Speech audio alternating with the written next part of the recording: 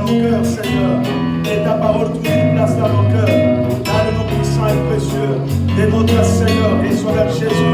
Utilise puissamment ton serviteur qui va nous enseigner, qui va nous parler aujourd'hui. Que cette parole éternelle trouve une place dans nos cœurs, dans le nom de Jésus. Nous avons ainsi prié avec foi et nous disons Amen. Que le Seigneur nous bénisse abondamment. Pendant que nous recevons l'homme de Dieu, nous les recevons avec joie pour la parole de ces jours. Merci Seigneur.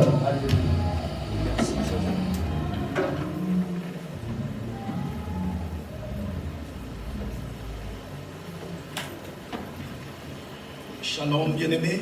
Shalom. Que l'Éternel Dieu vous bénisse. Amen. Nous sommes encore une fois dans la joie. Nous pouvons acclamer très fort pour le Seigneur, notre Dieu. Acclamons très fort pour Jésus, notre Seigneur. Acclamons très fort pour celui qui nous a donné l'occasion de nous retrouver encore cet après-midi au milieu de nous, afin de partager sa parole. Comme vous le savez, tout concourt vient de ceux qui aiment Dieu. Amen. Nous aimons Dieu, c'est pourquoi Dieu, lorsqu'il aime, Dieu parle. Amen. L'homme qui aime, c'est un homme qui parle. Vous savez ça? Amen. Pour ceux qui ont déjà aimé, il les apporte par le moyen de la parole. J'aime beaucoup les mégalophones, comme ils disent, je vais ajouter l'oreille à la femme ou à la jeune fille. C'est pour dire quoi? Je vais parler et elle va écouter. L'amour sans parole, ce n'est pas l'amour. Même un mioué, il manifeste l'amour par les gestes. Mais celui qui nous a créés, lui, son amour, il manifeste ça par la parole. Parce que dès le commencement, Dieu parle toujours. Dieu, c'est un Dieu de la parole. Dieu, c'est un Dieu de l'expression. Dieu, c'est un Dieu qui parle à ton âme. Dieu, ce n'est pas un Dieu qui va te laisser dans une situation confuse. Non, l'Éternel a toujours parlé. Si vous lisez Genèse au commencement, Dieu créa. Mais par quel moyen Dieu a créé? Dieu a créé par le moyen de la parole. Amen. Dieu crée par le moyen de la parole, bien-aimé. C'est pourquoi lorsque tu veux que Dieu crée en toi quelque chose, il faut écouter la parole. Amen. Et si nous voulons voir Dieu créer, c'est par le moyen de la parole que Dieu va commencer à créer dans notre vie.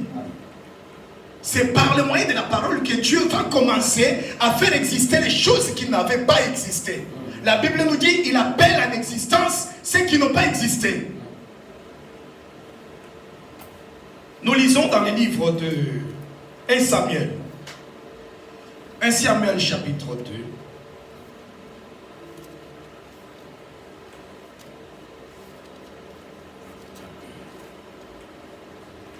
Un Samuel chapitre 2.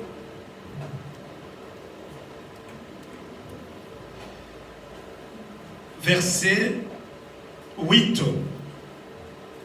L'homme de Dieu peut nous lire 1 Samuel chapitre 1 Samuel, pardon. Premier livre de Samuel, chapitre 2, verset 8.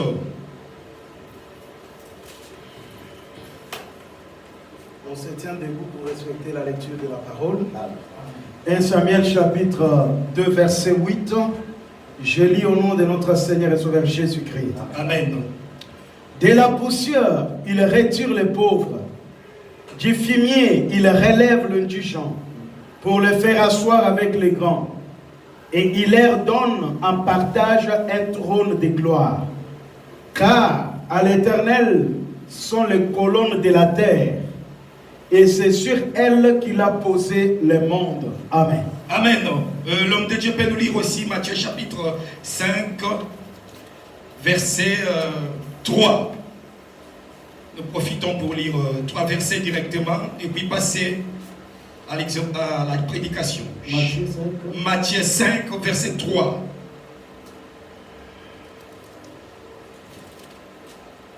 Matthieu 5, verset 3. La Bible dit: Errez le pauvre en esprit, car le royaume des cieux est à eux. Amen. Amen. Oui, nous pouvons nous asseoir au nom de Jésus-Christ. Bien-aimés, cet après-midi, nous sommes dans la joie pour partager la parole de Dieu avec vous.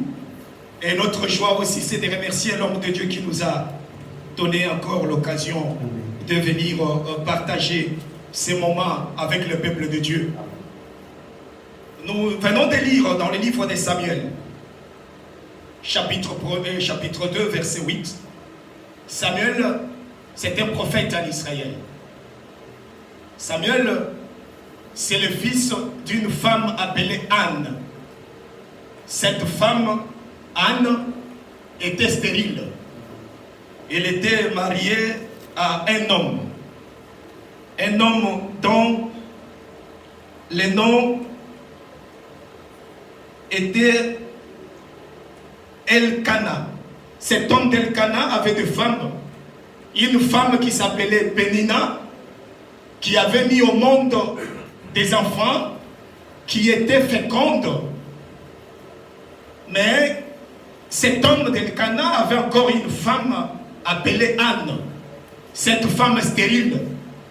Cette femme qui n'avait pas d'enfant, qui n'enfantait pas. Mais il y a quelque chose qui se passe dans la vie de cette femme, Anne. Elle va prier. Il monte avec son mari tous les jours à Silo pour aller offrir à l'Éternel. Mais cette femme avait l'amertume dans son corps, dans son cœur. Parce qu'elle n'avait pas enfanté. Vous savez, dans la vie de quelqu'un, une réalité certaine. Parfois, le fait de manquer un enfant porte problème. Le fait de manquer la postérité porte problème. Mais qu'est-ce qui se passe? Anne a prié. Elle a prié et l'Éternel a exaucé. Anne est allée prier dans les temples. Son mari lui donnait le double de ce qu'il lui donnait parce que Cana aimait beaucoup Anne. Et il disait, Anne, non, je t'aime beaucoup. Ce n'est pas les enfants, mais Anne, ça ne suffit pas pour elle. Le problème, c'est qu'Anne avait besoin de s'assatir aussi une femme qui devrait mettre au monde. Parce qu'en face d'elle, il y avait une rivale. Une femme qui l'a mortifiée, qui s'est moquée d'elle. Vous vous souvenez de Sarah, la femme d'Abraham? Cette femme de Sarah était aussi stérile. Elle n'avait pas d'enfant. Sarah est allée dire à son mari Abraham, il dit, voilà, tu ne peux pas mourir comme ça. J'aimerais bien que tu prennes ma servante, Agar, l'Égyptienne, afin que tu ailles avec elle. Lorsqu'elle va tomber enceinte, elle va mettre au monde un enfant sur les genoux. Et cet enfant sera le mien. Non, mais lorsque Agar va déjà avec Abraham, dès qu'elle tombe enceinte, Agar commence déjà le problème avec Sarah. Parce qu'elle se disait, non, c'est mon enfant. Bien-aimé, ce que Dieu t'a donné à toi, c'est à toi. Amen. Tu ne peux pas prétendre sur la grâce d'une autre personne. Ce que je voudrais te dire, chacun de nous sera sauvé selon sa foi. Amen. Amen. Tu ne peux pas être sauvé à côté du pasteur, non. La Bible nous dit que chacun de nous passera devant Dieu et rendra compte de ce qu'il a fait. Et regarde, cette femme, elle s'est dit, non, voilà, c'est mon enfant, cet enfant. Même si Sarah m'a passé, passe, comme on dit, ce n'est plus l'enfant de Sarah. Ici, moi, même Abraham devrait être content à un certain moment parce qu'il va maintenant, Agar, porter un enfant, porter la grossesse. Et c'est pourquoi Ismaël est né, il y avait des problèmes. Mais comme l'Éternel Dieu avait promis à Abraham que toi tu vas avoir un fils, mais un fils tu auras à partir de Sarah, ta femme. Ce que Dieu t'a béni, c'est à partir de la promesse de Dieu. Amen. Ne compte pas sur la promesse d'une autre personne. Dans notre alliance, chacun de nous a une alliance avec Dieu. C'est pourquoi ta façon de faire les choses, tu ne dois pas te confier à la foi d'une autre personne. L'Éternel sauve chacun par sa foi. C'est ta foi à toi qui va te sauver. Ici, Anne, elle a eu un enfant. Mais cette femme, je vous épargne la prière qu'elle avait faite. Mais elle avait dit à l'Éternel, Seigneur, je n'ai pas d'enfant, regarde ta servante. Je suis mortifié par Pénina tous les jours, vous savez. Et ceux qui sont nés dans des familles dont les hommes sont polygames, lorsqu'il y a une qui ne met pas au monde, c'est un problème par rapport à celle qui met au monde. Mais voilà, on regarde. Mais toi, tu es qui? Tu n'as pas qui? Et comme les Quinois disent, ou bien les Ningalafons en Mélanie Langi, c'est-à-dire, elle ne peut pas mettre au monde des enfants, elle a des bouteilles là-dedans. Elle n'est pas féconde. Mais ça, ce n'est pas le problème de l'Éternel. Anne, lorsqu'elle est allée chez Dieu, elle a prié, elle a dit, donne-moi un fils. Mais ce fils ici, ça ne sera pas mon fils, ça sera ton fils à toi. Est-ce que vous comprenez la prière de Anne? Anne prie. Elle ne prie pas pour qu'on lui donne un enfant, pour qu'elle puisse faire l'orgueil chez qui? Chez Pénina, pour dire, regarde, moi aussi j'ai un fils. Hein? Et toi, tu t'es moqué de moi. Non. Anne, lorsqu'elle a prié, elle a dit à l'Éternel, si tu me donnes un fils, mal, je vais te le donner. L'Éternel regarde aussi dans ta vie, est-ce qu'il a l'intérêt à te bénir, toi mon frère? Lorsque nous prions, est-ce que Dieu se retrouve dans ce que nous faisons? Même le travail que tu as, il faut que l'Éternel trouve sa part là-dedans. Même les affaires que tu fais, il faut que l'Éternel trouve sa place. Il faut que chaque chose que tu pries à l'Éternel, tu dis à Dieu, voilà ta part dans cette histoire. Regarde ce que Anne fait. Elle prie, Dieu bénit Anne, elle conçoit. Elle a un fils, elle amène le fils au temple maintenant chez les sacrificateurs Élie pour que le fils demeure. Elle a dit, je vais donner ce fils au service de Dieu. Et j'aime beaucoup ce qu'Élie avait fait. Si vous continuez, c'est une belle histoire. Les sacrificateurs à l'époque, lorsque Anne, vous comprenez, Dieu, il est compliqué, bien aimé. L'Éternel Dieu, il fait des choses qui compliquent. Vous savez, Dieu bénit Abraham, il lui donne Isaac. Et l'Éternel Dieu, Abraham quoi? Donne-moi ton fils, ton unique, en holocauste. C'est-à-dire, Dieu dit à Abraham de lui donner Isaac. C'est-à-dire, si Abraham avait pris Isaac et donné à Dieu, Abraham n'avait plus d'enfant. En réalité. Mais l'Éternel ne peut pas faire ça. Lorsqu'il t'a promis, sache que l'Éternel va encore te bénir. De la même manière, lorsque Anne a pris Samuel, elle a mené, voilà, Élie a prié, il a dit que l'Éternel puisse te bénir. Et Anne avait encore conçu, elle a eu 3 fils et 2 filles, si je ne me trompe pas. C'est pour montrer qu'elle n'était pas restée seule. L'Éternel avait remplacé Samuel par d'autres enfants. C'est pour te dire que ce que toi tu vas donner à l'Éternel, sache que l'Éternel va te récompenser. Tout ce que tu donnes à Dieu, même le temps que nous donnons à l'Éternel ici, l'Éternel va récompenser ton temps. Même les contributions matérielles, financières, même la prière que nous donnons à l'Éternel, même les visites, les bienfaits que nous faisons, bien aimés, l'Éternel Dieu ne peut pas laisser ça comme ça, parce qu'il est l'Éternel Dieu qui bénit. Amen. Mais regarde ce qui se passe, c'est là où nous tombons. Je vais te dire une seule chose, on dit quoi? Il retire de la poussière le pauvre. Ça c'est Anne, lorsqu'elle est bénie, elle va dire, cette parole, il y a le prophète David qui avait déjà dit cela. Je pense Psaume 127. Anne répète les paroles de David. Elle dit, il retire de la poussière le pauvre. Il relève du fumier, il relève qui? L'indigent. Anne, elle donne cette parole par rapport à ce qu'elle a eu comme bénédiction. Parce qu'elle était déjà négligée. Bien aimé, Anne ne se considérait pas. Lorsqu'on regarde la femme qui n'a pas d'enfant, oh voilà, elle est là, elle est stérile, n'a pas d'enfant. C'est l'amertume dans son cœur. C'était de la misère. Tous les jours, Anne n'était pas à l'aise. Même si on montait pour manger. Mais il y a quelque chose. L'Éternel Dieu, lorsqu'il bénit Anne, Anne dit, c'est de la poussière qui retire le pauvre. C'est-à-dire, Anne était pauvre lorsqu'elle n'avait pas d'enfant. Lorsqu'on n'a pas Christ, on est pauvre. Lorsqu'on n'a pas le Saint-Esprit, on est pauvre. Lorsqu'on n'a pas la parole de Dieu, on est le vrai pauvre. Tu peux voir quelqu'un qui roule dans les belles voitures.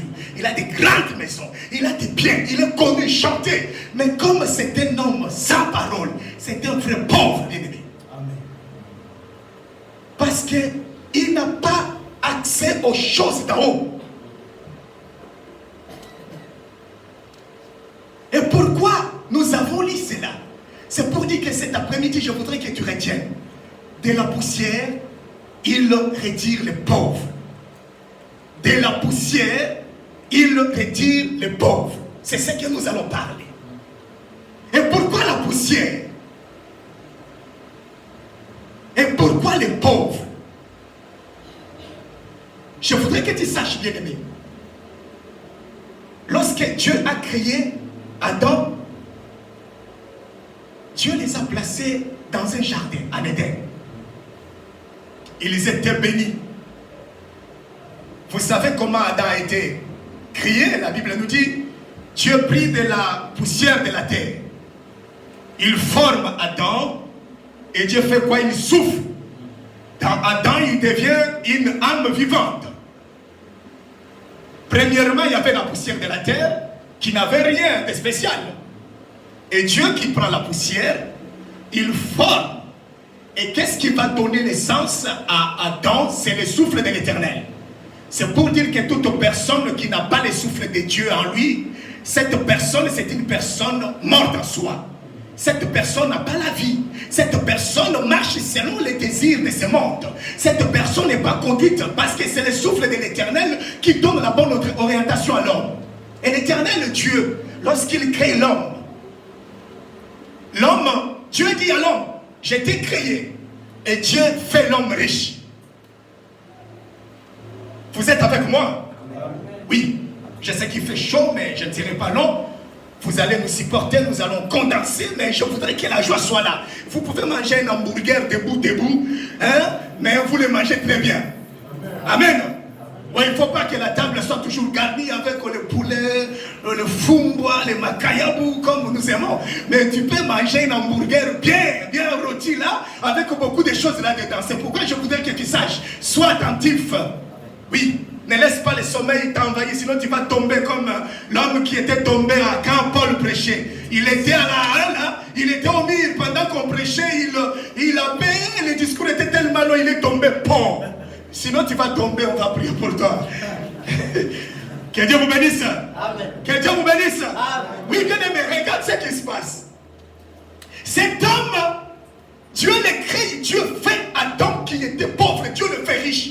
Dieu, il est tellement merveilleux. Le premier Adam, Dieu l'avait donné le pouvoir sur toutes choses. Est-ce que vous comprenez qu'Adam était riche? Amen. Parce que Dieu lui avait donné l'autorité sur tous les animaux, sur tous les oiseaux, sur tous les poissons et sur tous les bétails. Dieu avait donné le pouvoir à l'homme. C'est-à-dire les jardins d'Éden entiers appartenaient à l'homme. C'est-à-dire Adam était riche. Quand il avait Dieu, Adam était un homme riche. Quand il respectait la loi de Dieu, Adam était un homme riche. Mais Dieu avait dit à Adam, le jour où toi, Adam, toutes ces choses t'appartiennent, tu as cette richesse, tu as la richesse, tu es sur le trône, tu es le roi de ce monde. Mais une seule chose, ne touche pas l'arbre là, ne mange pas. Le jour où tu vas manger, je vais te faire détrôner, tu vas quitter. Et Adam a été chassé du jardin.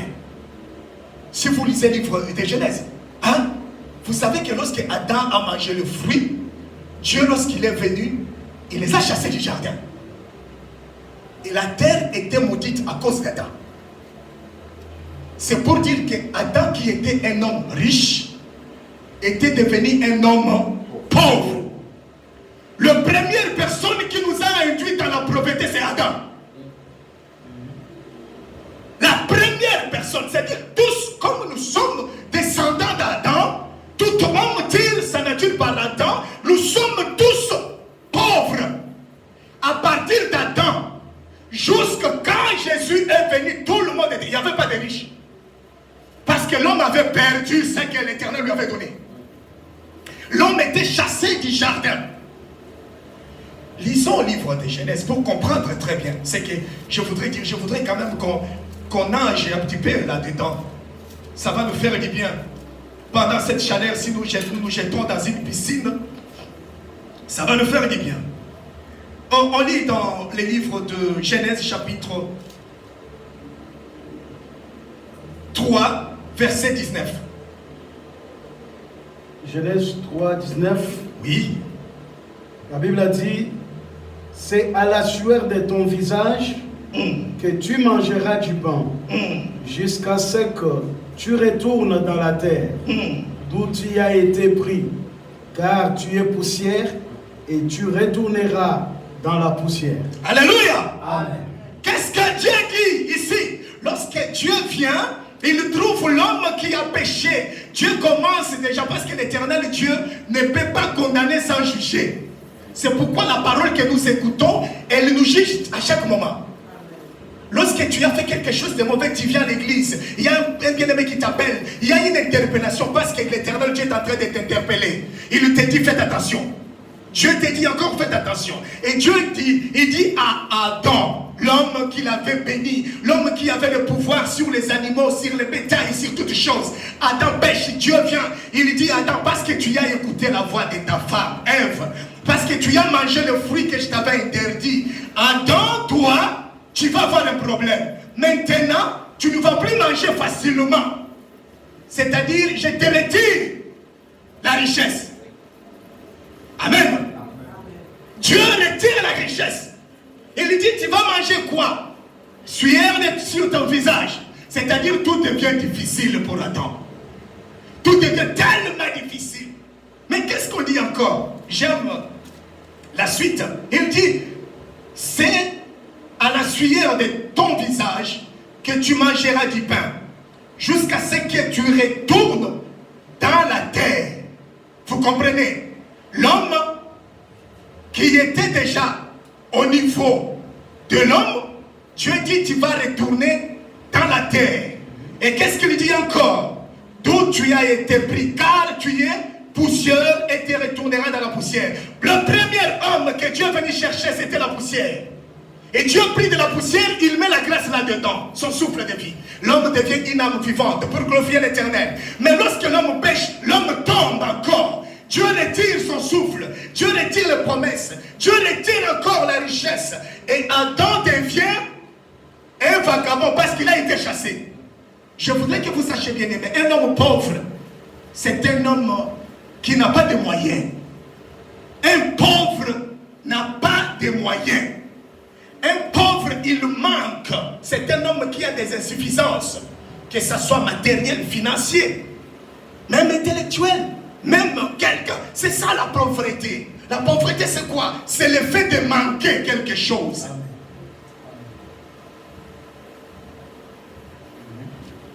Est-ce que tu sais que lorsque quelqu'un reconnaît qu'il manque, j'aime les gens qui font la manche ici. L'autre fois on partageait avec mes enfants. J'ai dit voilà, j'aime ces gens-là. Vous savez, un pauvre n'a pas honte de demander. Un vrai pauvre, c'est lui qui fait la manche. Tu peux le regarder comme tu veux, mais comme il sait que je manque quelque chose, il va te demander. Vous voyez quelqu'un qui a son petit carton, aidez-moi s'il vous plaît, j'ai faim, il vient avec ça. Même si toi tu le regardes 1004 fois 100, il s'en fout parce qu'il manque, il demande. Et un pauvre, c'est celui qui est dans la situation de demander. Un pauvre n'est pas quelqu'un qui est orgueilleux. Un pauvre, c'est quelqu'un qui peut te demander. Je me souviens, quand on est au fait, au croisement, tu vas voir quelqu'un qui vient là, il te demande s'il te plaît, tu peux me donner. Et un pauvre ne demande pas beaucoup d'argent souvent. Vous voyez, les pauvres demandent souvent, est-ce que tu as 2 euros pour me donner? Est-ce que souvent, ils ne demandent pas euros, tu as quelques pièces. J'aime ça. Les pauvres ne demandent pas 10 euros. Je n'ai jamais vu un pauvre dans la rue demander à quelqu'un, est-ce que tu peux me donner 5 euros? Non. Tu vas voir déjà 5 euros. J'en ai pas moi-même. Mais les pauvres, ils demandent quoi? Tu n'as pas une petite pièce là. Tu n'as pas une petite monnaie. Parce qu'il sait que c'est avec les petits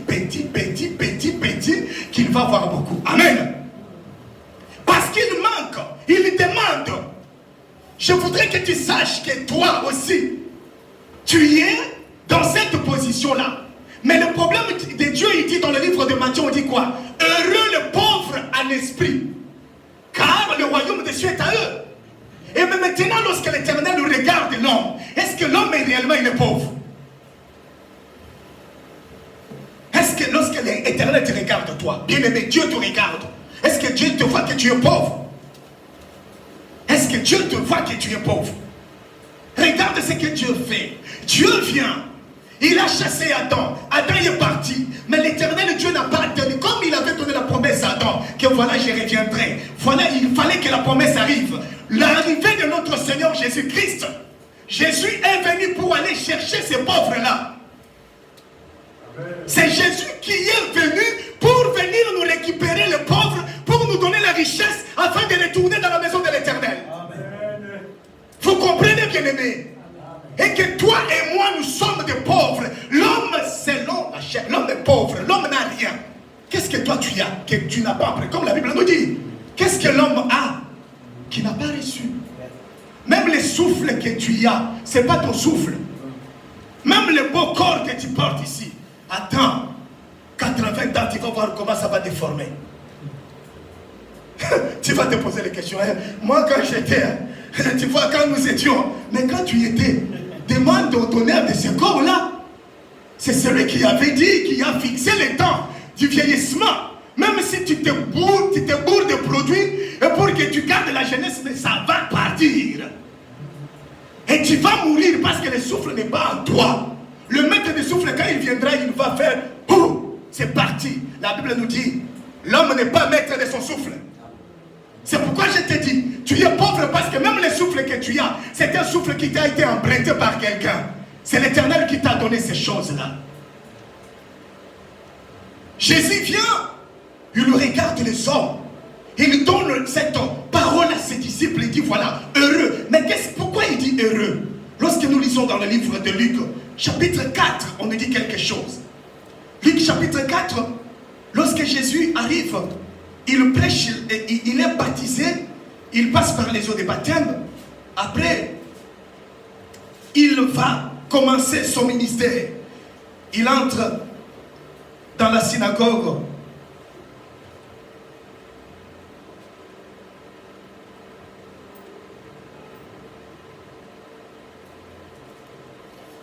Luc chapitre 4, verset 17. Luc 4, 17, la parole de Dieu dit: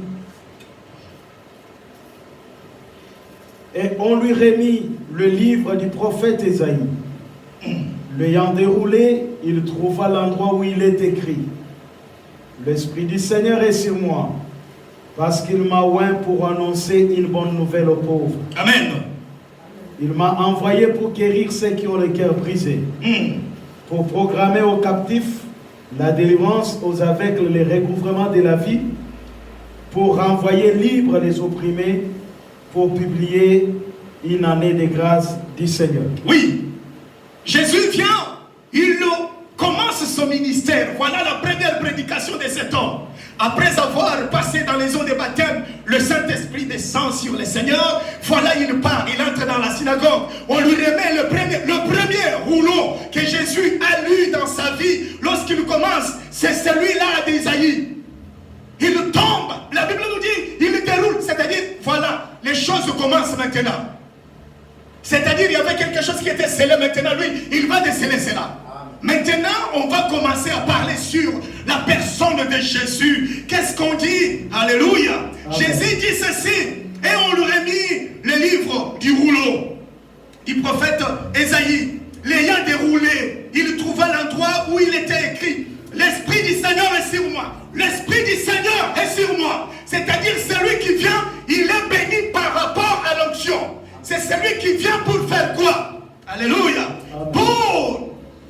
Il m'a oint, parce qu'il m'a oint pour annoncer une bonne nouvelle aux pauvres. Alléluia. Amen. Jésus est venu pour annoncer la bonne nouvelle aux pauvres. Voilà la première mission de cet homme de Jésus. Lorsqu'il lit dans le livre d'Ésaïe, il est venu pour annoncer la bonne nouvelle aux pauvres. Bien aimé, celui qui est dans la poussière, c'est cet homme qui est abattu. C'est un homme qui est attiré vers la terre. Le péché nous a ramenés déjà par la terre. Lorsque tu as péché, tu es loin de Dieu. Lorsque tu as péché, tu es dans la poussière. Parce que celui qui n'a pas Dieu, il est terrestre. Il est un homme animal. Il ne peut pas avoir la gloire de l'Éternel. C'est pourquoi Jésus, lorsqu'il vient, il trouve que les hommes sont des pauvres. Parce qu'ils n'ont pas la parole. Parce qu'ils n'ont pas l'onction. Parce qu'ils n'ont pas la promesse. Et voilà, il dit, l'Esprit du Seigneur est sur moi.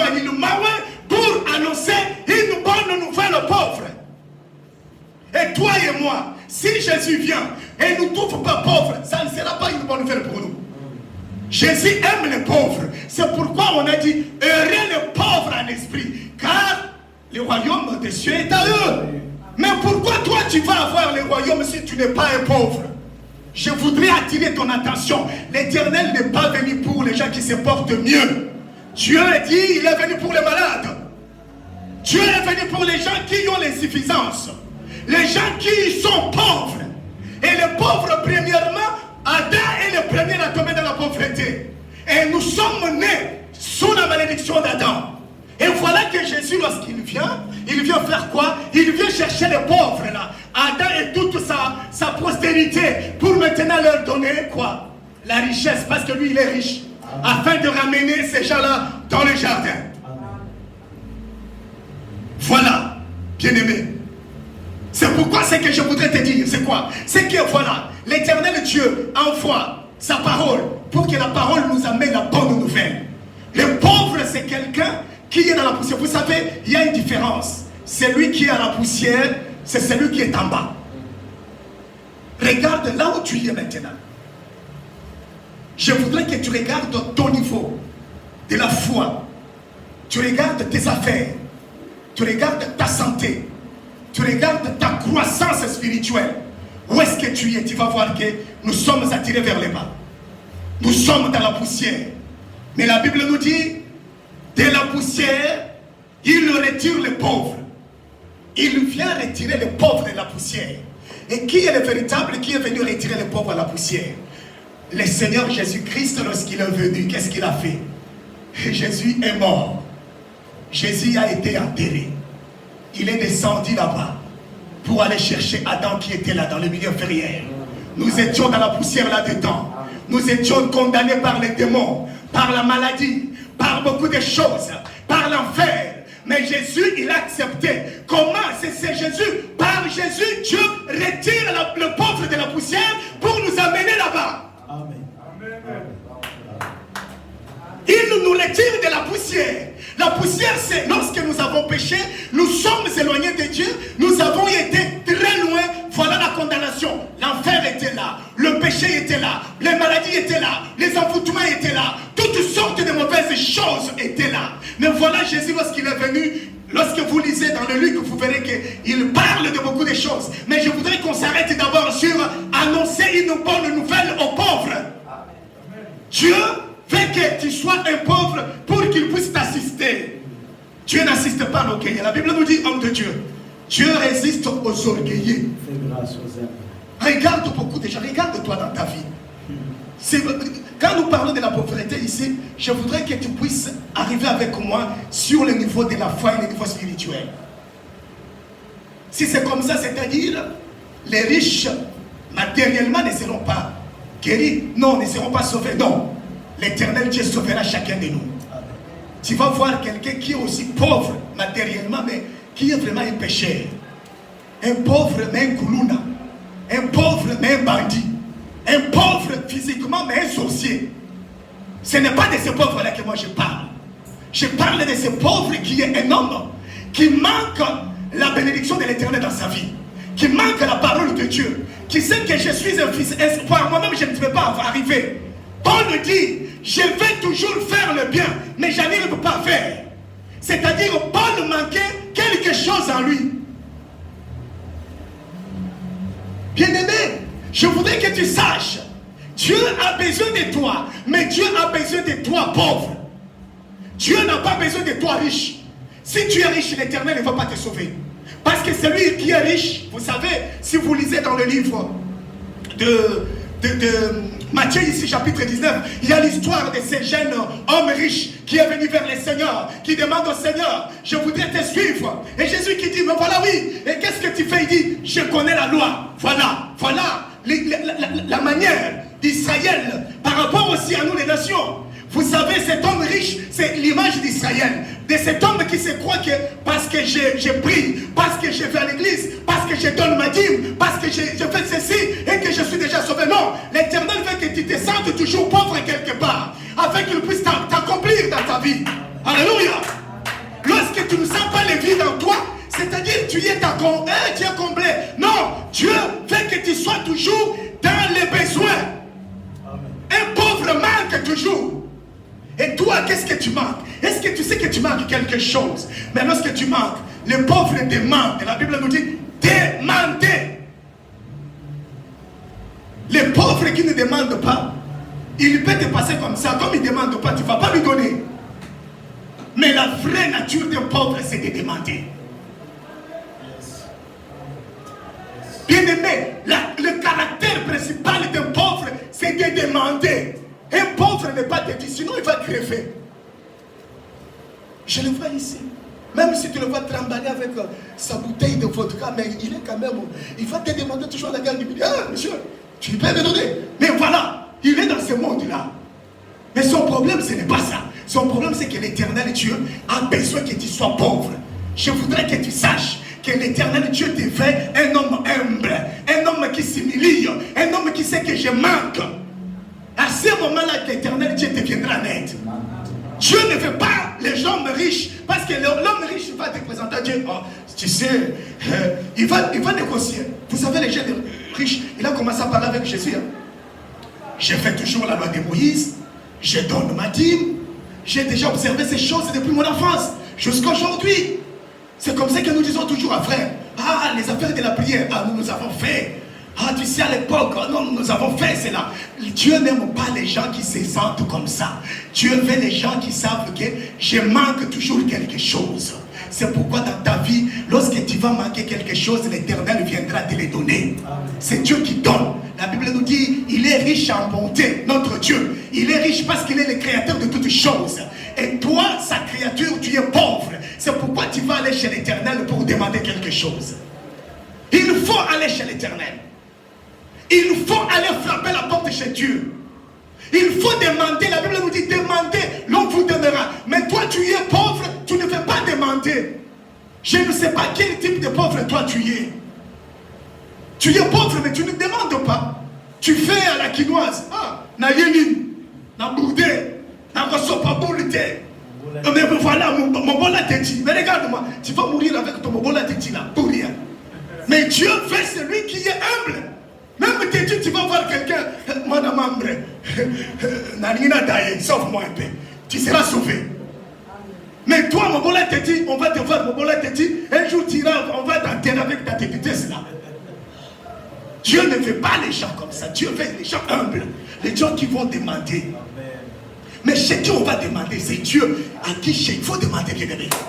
L'Éternel a besoin de ceux qui demandent chez lui. C'est pourquoi cet après-midi, je vais encore te dire quelque chose. Lorsque tu es dans le besoin, frère, demande à Dieu. Va chez lui qui a ces choses, c'est Dieu. Il va te les donner.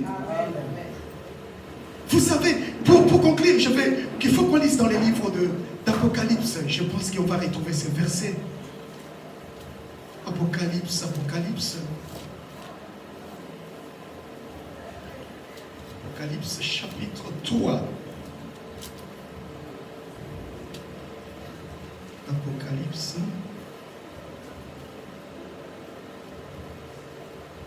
Chapitre 3, verset 17. Oui, on a retrouvé. Chapitre 3, verset 17. Apocalypse, pour compter. 3, 17. La Bible dit, parce que tu dis, je suis riche. Parce que tu dis que tu es riche. Je me suis enrichi. Tu t'es enrichi. Réellement, oui, c'est vrai. Et je n'ai pas besoin de rien. Ah oui, je me suffis à moi-même. Et parce que tu ne sais pas que tu es malheureux, misérable, pauvre, aveugle et nu. C'est bon. On peut continuer. Je te conseille. Je te conseille d'acheter de moi de l'or. Alléluia. Éprouvé par le feu. Amen. Afin que tu deviennes riche et de vêtements blancs. Afin que tu sois vêtu. Alléluia. Et que la honte de ta nudité ne paraisse pas et incolore pour oindre tes yeux, afin que tu vois. Alléluia. Amen. Vous voyez ici, ça c'est la bonne parole que nous allons conclure, bien-aimés. Il y a quelque chose qui dit, parce que tu dis, parce que l'homme en soi, parce que tu te dis toi aussi, parce que je me dis que je suis riche. En soi, tu n'es pas riche. Lorsque Dieu nous regarde, nous ne sommes pas riches. Mais l'homme croit qu'il est riche. Non, tu n'es pas riche.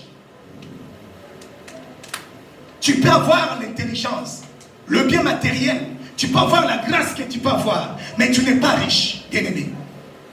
Qu'est-ce qu'on nous dit ici? Et je me suis enrichi parce que nous croyons que nous sommes enrichis. Parfois avec même les dons spirituels.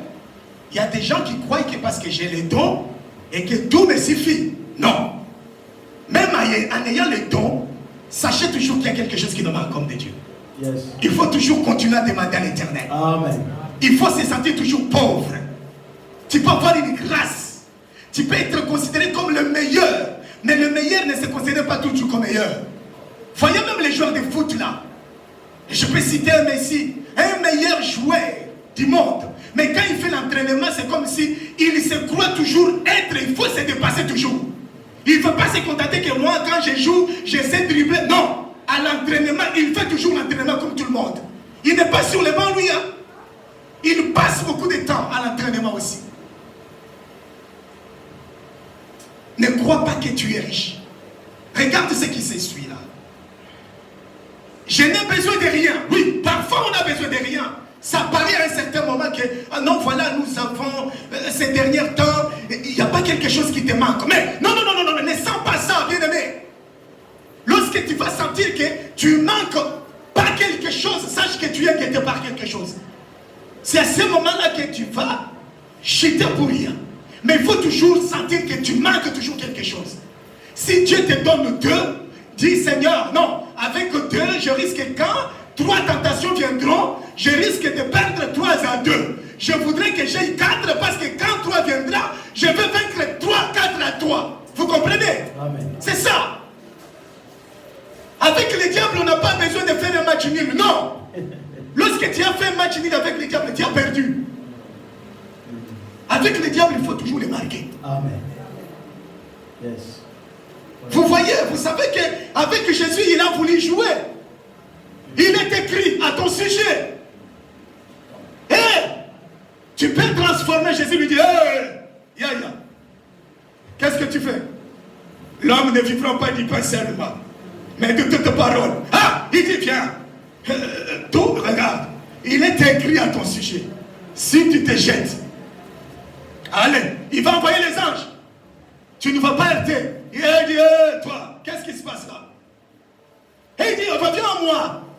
Si tu m'adores toutes ces choses, on m'a donné, je vais te les donner. Ah, loin de moi. On a dit, tu n'adoreras pas un autre. Seul l'Éternel. Et qu'est-ce qu'on a dit? Le diable se retira. Il se retira. Parce qu'il y avait déjà un match, il fallait que quelqu'un gagne. Quand il gagne, le diable se retire. Et si toi tu ne gagnes pas, le diable vient avec 3 trucs, toi tu as 2. Bien aimé, tu vas perdre 2 à 3 pour rien. Oh, on va jouer au match retour. Tu vas avoir le problème au retour, il va se préparer, il va te marquer un but marqué à l'étranger contre double. C'est terrible ces choses, bien aimé. Shalom, bien aimé. Oui. Lorsque tu rentres sur son terrain, il va te marquer, tu vas perdre sans problème. C'est pourquoi il faut toujours avoir l'avance. Non, vous savez, comme Bayern a massacré, c'est comme ça qu'il faut réclamer les choses. Dans l'histoire, les trucs marquent comme ça. Et parce qu'on va dire, ah non, voilà, dans le palmarès, on vous a gagné déjà une fois. Et le diable, si tu vas le montrer, dit, ces jours-là, je t'avais gagné. Parce que Jésus est avec moi. Amen. Mais regarde ici, qu'est-ce qu'on dit? Parce que tu dis cela, parce que tu dis que tu sais que, oh, mais regarde, et parce que tu ne sais pas que tu es malheureux. Parce que misérable et pauvre. Alléluia. Amen. Pendant que toi tu crois que tu es riche, en soi l'Éternel lorsqu'il te regarde, il croit que tu es pauvre. Tu dois toujours demander afin qu'il puisse te protéger, afin qu'il puisse te donner la force, afin qu'il puisse te bénir, afin que tu puisses avoir la grâce. C'est ça. Un enfant de Dieu ne se contente pas de la grâce qu'il a maintenant. Nous sommes pauvres, demandons à Dieu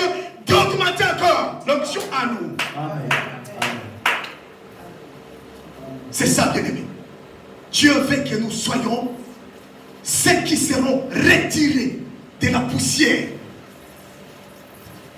pour s'asseoir avec les grands. L'Éternel donnera l'occasion pour voir comment est-ce que nous allons quitter la poussière.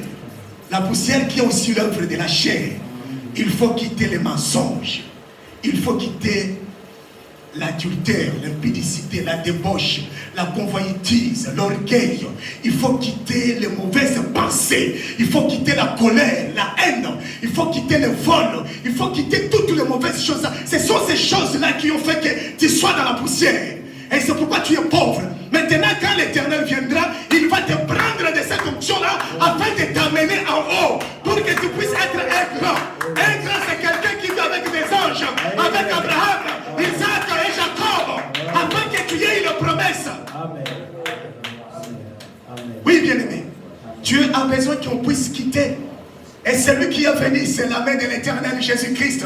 Il est venu, il est descendu dans le milieu inférieur. Là où toi et moi nous étions, dans la poussière, il nous a réclamé, il nous a pris, il nous a menés, vers la gloire. Afin que nous puissions rester avec le grand. Avec le grand. Avec les gens qui ont les promesses. Ainsi il a dit, tu seras une colonne dans ma maison. Amen. Ainsi on dit ici, viens acheter. Mais chez l'Éternel, on n'achète pas avec l'argent. Chez l'Éternel, on achète, frère, il n'y a pas de marchandage. Si tu vois un homme de Dieu qui dit, voilà, je vends l'onction, sache qu'il a un problème. Dieu donne gratuitement. Amen.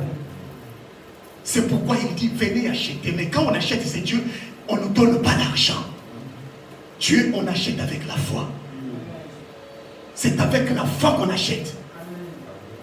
Parce qu'Abraham a acheté avec la foi. Jean a acheté avec la foi. Noé a acheté avec la foi. Les patriarches ont acheté, même les apôtres qui nous ont précédés ont acheté avec la foi. Lorsque tu as la foi, l'Éternel Dieu va te bénir. Bien-aimé, je voudrais que tu saches une seule chose. Dieu veut que tu puisses demander.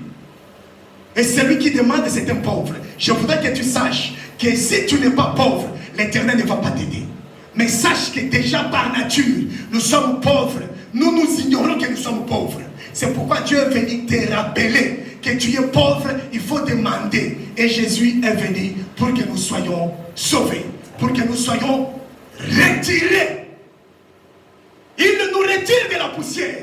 Il nous retire de la honte. Il nous retire de toutes ces choses qui nous attachent par la terre, afin de nous faire asseoir avec le grand.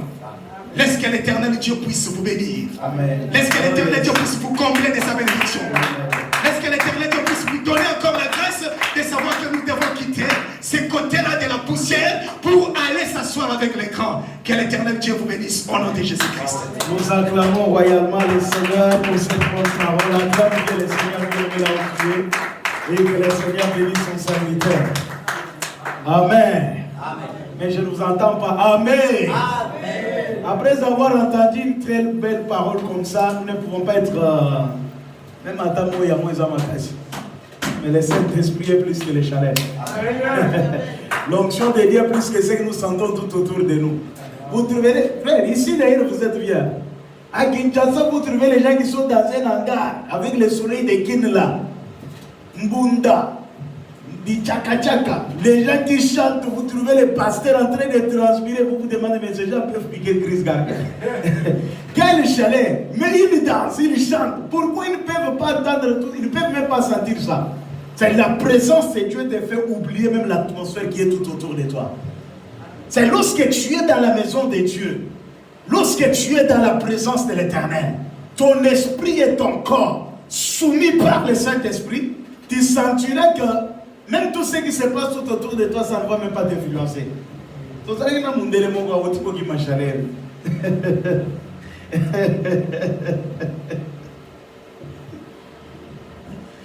Hein?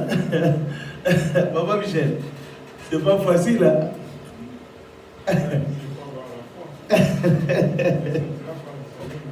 Amen. On peut dire Amen. Que le Seigneur vous bénisse. C'est-à-dire, quand tu es dans la maison de Dieu, il faut être connecté. Ça, c'est une bonne parole. De la poussière, il retire le pauvre de la poussière.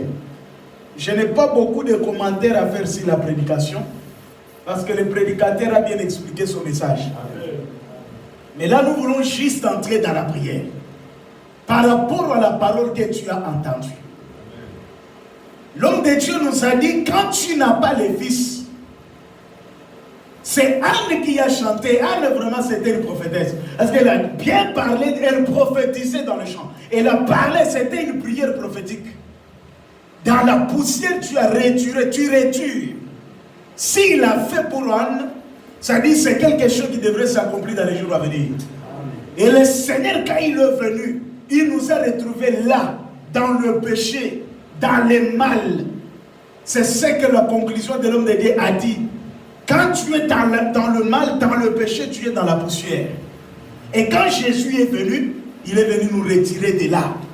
Tu ne peux pas voir Christ. Tu continues toujours à avoir une vie de la poussière. C'est-à-dire la vie de la chair, la vie du monde, la vie du mensonge. Ça ne peut pas être en toi. Pourquoi? Parce que Christ nous a retirés de là. Quand tu n'as pas Christ, tu es dans le mal.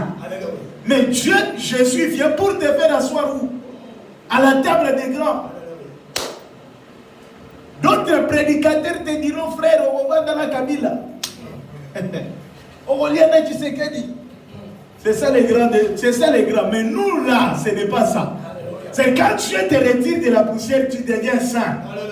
Tu marches avec Dieu et tu es accompagné par la sainteté et tu verras ceux qui ont marché avec le Seigneur dans la sainteté. Mais quand je vais te dire, on va la Kabila, frère, on va la Kabila, vie au changer. Mais quand Dieu te retire de la poussière, tu seras à la table du grand roi. Tu mangeras avec le Seigneur. Même quand tu vas entrer dans la gloire, on va demander ça à David. On va taper Abraham, on va taper dans le beau, on va dire comme Abraham. C'est-à-dire, tu vas manger avec les saints. Tu ne vas pas manger avec les rois du monde. Tu peux manger avec les rois du monde, c'est une bénédiction. Mais la plus grande bénédiction, c'est quand tu vas manger à la table du Seigneur. Entouré avec les saints. Dieu nous a retirés de la poussière du mal.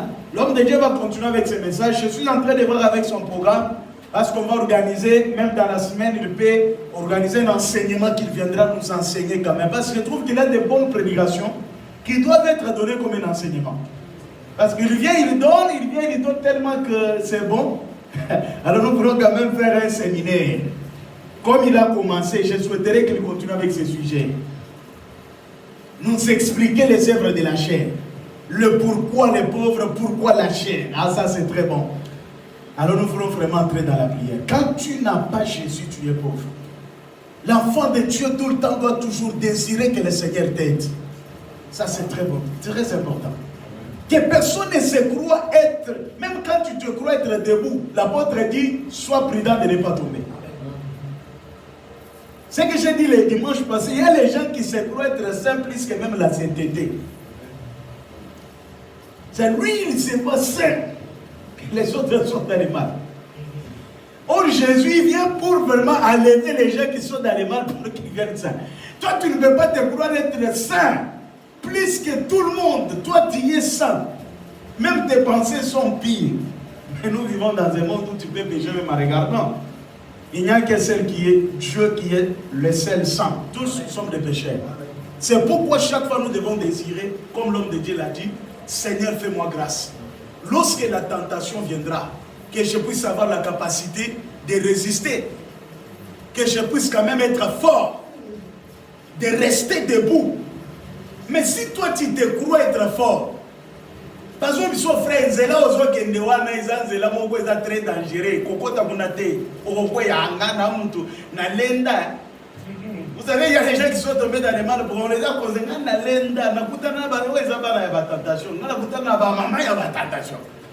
Mais jour où on a la tentation, c'est quoi vous savez? Tu vas tomber, hein?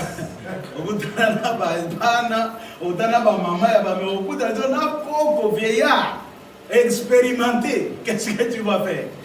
Tu vas tomber. C'est-à-dire, chaque fois, il faut toujours savoir demander que Dieu t'aide. Que Dieu vienne en aide. Seigneur, fais-moi grâce. Seigneur, fortifie-moi. Quand tu te fais pauvre, Dieu va t'enrichir. Mais quand toi tu te fais riche, tu ne veux pas demander à Dieu. Tu es faible, toi-même tu es tel que tu es là où il dit que place soit faible, n'a pas raté. Mais prie, dis à Dieu, Seigneur, je suis faible, viens à mon aide.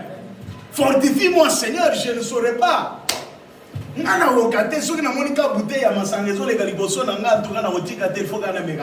tu es faible, frère. Tu es pauvre. Tu n'as pas cette capacité de te contenir. Tu n'as pas cette capacité. Il y a comme on a. Et ça, le frère, moi j'aime bien cet homme-là. Il dit, papa, parce que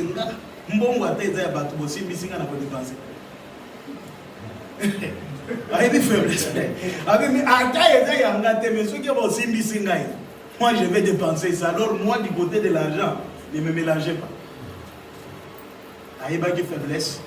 Et nous voulons maintenant prier que Dieu nous aide. D'abord, la première des choses que nous allons faire, que Dieu nous dépouille de tous ceux qui se sont collés à nous. Là où tu te sens que tu es faible, Nzambe a qu'un de vous fortifier. On se tient debout, je demande notre bien-aimé, Papa Saint-Plus, de prendre le micro.